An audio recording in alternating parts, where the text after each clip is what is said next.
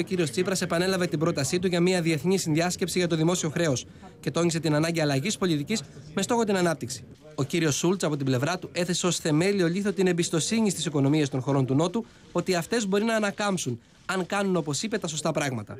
Ενώ δεν έκρυψε ότι με τον επικεφαλής του ΣΥΡΙΖΑ διαφωνούν σε πολλά, επισημαίνοντας ωστόσο πως συμφωνούν στην αντιμετώπιση της φοροδιαφυγής. Es gab Dinge, wo wir Übereinstimmung hatten.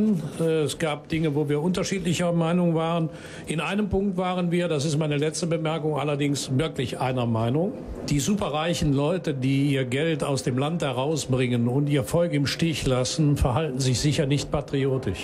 Ο κύριος Τσίπρας από την πλευρά του έθεσε θέμα διεξόδου του προγράμματος της Τρόικα στην Ελλάδα και κάλεσε να σταματήσουν να παίζουν με τη φωτιά εκείνους που θέτουν εκβιαστικά διλήμματα για την παραμονή της Ελλάδας στην Ευρωζώνη. Απέναντι στην Τρόικα πρέπει να μιλήσουμε τη γλώσσα της αλήθειας. Γιατί στεκόμαστε απέναντι στον Ευρωπαίο φορολογούμενο που πληρώνει και πρέπει να στεκόμαστε με σεβασμό. Και πρέπει να πούμε την αλήθεια, το πρόγραμμα αυτό δεν βγαίνει.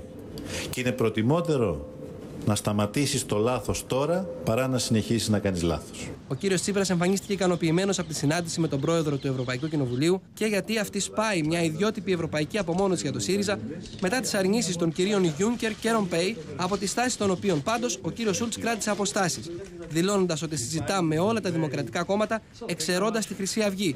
Είχαμε την ευκαιρία να κουβεντιάσουμε και τη νέα μεγάλη απειλή από την επάνωδο της ακροδεξιάς στην Ελλάδα κυρίως, κάτι που μας προβληματίζει ιδιαίτερα και πρέπει από κοινού να αντιμετωπίσουμε.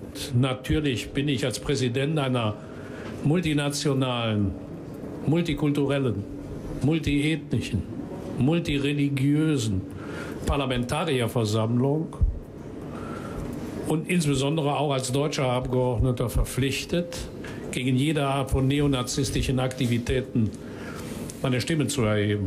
Sei das in Griechenland oder anderswo. Die Partei Die Morgenröte ist kein Gesprächspartner für uns und sie ist ein Feind der Demokratie.